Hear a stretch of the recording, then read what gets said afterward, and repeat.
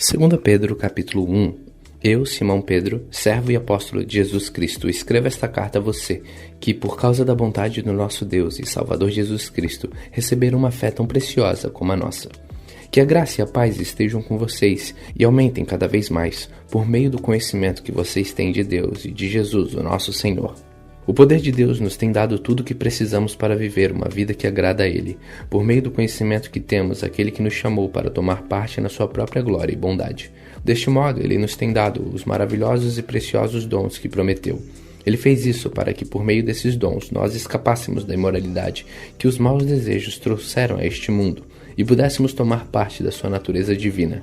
Por isso mesmo, façam todo o possível para juntar a bondade e a fé que vocês têm. A bondade juntem o conhecimento, e ao conhecimento o domínio próprio. Ao domínio próprio juntem a perseverança, e a perseverança a devoção a Deus. A essa devoção juntem a amizade cristã, e a amizade cristã juntem o amor. Pois são essas as qualidades que vocês precisam ter. Se vocês as tiverem e fizerem com que elas aumentem, serão cada vez mais ativos e produzirão muita coisa boa como resultado do conhecimento que vocês têm no nosso Senhor Jesus Cristo. Mas quem não tem essas coisas é como um cego ou como alguém que enxerga pouco e esqueceu que foi purificado dos seus pecados passados. Portanto, meus irmãos, procurem ficar cada vez mais firmes na certeza de que Deus os chamou e escolheu. Se vocês fizerem isso, jamais abandonarão a fé, e assim receberão todo o direito de entrar no reino eterno do nosso Senhor e Salvador Jesus Cristo. Por isso, farei sempre com que vocês lembrem essas coisas, embora já as conheçam e estejam firmes na verdade que receberam. Penso que, enquanto eu viver, é justo que faça com que vocês lembrem dessas coisas, pois sei que logo terei de deixar este corpo mortal, como nosso Senhor Jesus Cristo me disse claramente. Portanto, farei tudo o que puder para que depois da minha morte, vocês lembrem sempre dessas coisas. Nós não estávamos contando coisas inventadas quando anunciamos a vocês a vinda poderosa do nosso Senhor Jesus Cristo, pois com os nossos próprios olhos nós vimos a sua grandeza. Nós estávamos lá, quando Deus, o Pai, lhe deu honra e glória. Ele ouviu a voz da suprema glória dizer: "Este é o meu querido Filho, que me dá muita alegria." Nós mesmos ouvimos essa voz que veio do céu quando estávamos com o Senhor Jesus no Monte Sagrado. Assim, temos mais confiança ainda na mensagem anunciada pelos profetas. Vocês fazem bem em prestar atenção nessa mensagem, pois ela é como uma luz que brilha em lugar escuro, até que o dia amanheça e a luz da estrela da manhã brilhe no coração de vocês. Acima de tudo, porém, lembrem disto: ninguém pode explicar por si mesmo uma profecia das Escrituras Sagradas, pois nenhuma mensagem profética veio da vontade humana, mas as pessoas eram guiadas pelo Espírito Santo quando anunciavam a mensagem que vinha de Deus. 2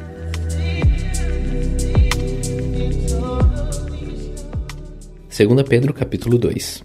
No passado apareceram falsos profetas no meio do povo, e assim também vão aparecer falsos mestres entre vocês. Eles ensinarão doutrinas destruidoras e falsas e rejeitarão o mestre que os salvou, e isso fará com que caia sobre eles uma rápida destruição. Mesmo assim, muita gente vai imitar a vida imoral deles, e por causa desses falsos mestres, muitas pessoas vão falar mal do caminho da verdade. Em sua ambição pelo dinheiro, esses falsos mestres vão explorar vocês, contando histórias inventadas. Mas faz muito tempo em que o juiz está alerta e o destruidor deles está bem acordado, pois Deus não deixou escapar os anjos que pecaram, mas os jogou no inferno e os deixou presos com correntes na escuridão, esperando o dia do julgamento. Deus não deixou escapar o mundo antigo, mas trouxe o dilúvio sobre o mundo dos que não queriam saber de Deus. A única pessoa que ele salvou foi Noé, que anunciou que todos deviam obedecer a Deus. E Deus também salvou mais outras 7 pessoas. Deus condenou as cidades de Sodoma e Gomorra, destruindo-as com fogo, como exemplo do que vai acontecer com os que não querem saber dele. Ele salvou Ló, um homem bom, que estava aflito porque conhecia a vida daquela gente imoral. Todos os dias esse homem bom, que vivia entre eles, ficava muito agoniado ao ver e ouvir as coisas más que aquela gente fazia. Tudo isso nos mostra que o Senhor sabe como livrar das aflições as pessoas dedicadas a Ele, e também sabe como guardar os maus debaixo do castigo para o dia do julgamento. Ele castigará especialmente os que seguem os seus próprios desejos imorais e desprezam a autoridade dele. Esses falsos mestres são atrevidos e orgulhosos. Eles não têm nenhum respeito pelos gloriosos seres celestiais e os insultam. Ora, Até mesmo os anjos, sendo muito mais fortes e poderosos do que esses falsos mestres, não os acusam com insultos na presença do Senhor. Mas esses homens agem por instinto, como animais selvagens que nascem para serem caçados e mortos. Eles xingam aquilo que não entendem, por tudo isso eles serão destruídos como animais selvagens, e pagarão com sofrimento o sofrimento que causaram aos outros. Eles têm prazer em satisfazer em pleno dia os seus desejos imorais. Quando se reúnem com vocês, são uma vergonha e um escândalo, divertindo-se o tempo todo com seus modos enganosos. Não podem ver uma mulher sem a desejarem, e o seu apetite pelo pecado nunca fica satisfeito. Enganam as pessoas fracas e só pensam em ganhar dinheiro. Eles estão debaixo da maldição de Deus. Andam perdidos porque se desviaram do caminho certo. Seguem o caminho de Balaão, filho de Beor, que cobiçou o dinheiro que ia receber fazendo mal e foi repreendido por causa do seu pecado, pois uma jumenta falou com voz humana e acabou com as loucuras do profeta. Esses falsos mestres são como poços sem água e como nuvens levadas pelo vento. Deus reservou para eles um lugar na mais profunda escuridão. Eles dizem coisas orgulhosas e loucas e com seus desejos impuros e imorais enganam as pessoas que estão quase escapando daqueles que vivem no erro. Prometeram liberdade a essas pessoas, mas eles mesmos são escravos de hábitos imorais, pois cada pessoa é escrava daquilo que a domina. Portanto, aqueles que chegaram a conhecer o nosso Senhor e Salvador Jesus Cristo e que escaparam das imoralidades do mundo, mas depois foram agarrados e dominados por elas, ficam no fim em pior situação do que no começo, pois teria sido muito melhor que eles nunca tivessem conhecido o caminho certo de que, depois de o conhecerem, voltarem atrás e se afastarem do mandamento sagrado que receberam. O que aconteceu a essas pessoas prova que são verdadeiros estes ditados. O cachorro volta para o seu próprio vômito, e a porca lavada volta a rolar na lama.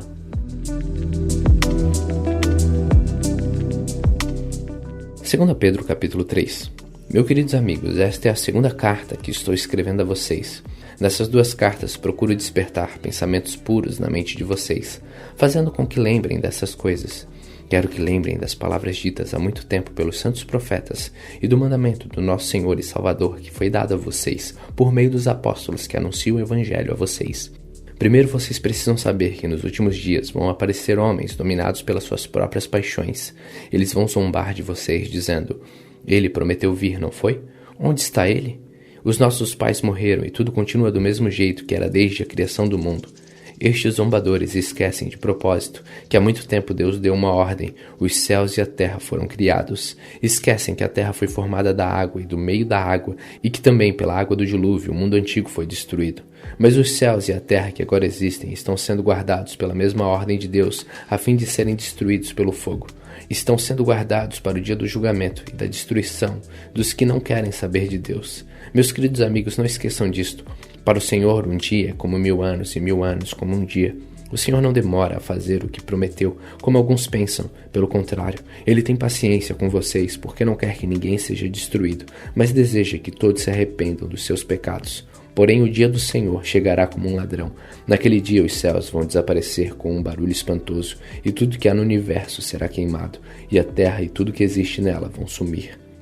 Sabendo que tudo isso vai ser destruído assim, então que tipo de gente vocês precisam ser? A vida de vocês deve ser agradável a Deus e dedicada a Ele. Esperem a vinda do dia de Deus e façam o possível para que venha logo. Naquele dia os céus serão destruídos com fogo, e tudo que há no universo ficará derretido. Porém Deus prometeu, e nós estamos esperando um novo céu e uma nova terra, onde tudo será feito de acordo com a vontade dEle. Por isso, meus amigos, enquanto vocês esperam aquele dia, façam o possível para estar em paz com Deus, sem mancha, sem culpa diante dele. Lembrem que a paciência do nosso Senhor é uma oportunidade para vocês serem salvos, pois o nosso querido irmão Paulo, com a sabedoria que Deus lhe deu, escreveu a vocês sobre esse assunto. E foi isso mesmo que ele disse em todas as suas cartas, quando escreveu a respeito disso. Nas cartas dele há algumas coisas difíceis de entender, que os ignorantes e os fracos na fé explicam de maneira errada, como fazem também com outras partes das Escrituras Sagradas, e assim eles causam a sua própria destruição. Mas vocês, meus amigos, já sabem disso. Portanto, tomem cuidado para não serem levados pelos erros das pessoas imorais e para não caírem da sua posição segura. Porém, continuem a crescer na graça e no conhecimento do nosso Senhor e Salvador, Jesus Cristo. Glória a Ele, agora e para sempre. Amém. Hoje, terminamos a segunda carta de Pedro. Continue faminto, continue humilde.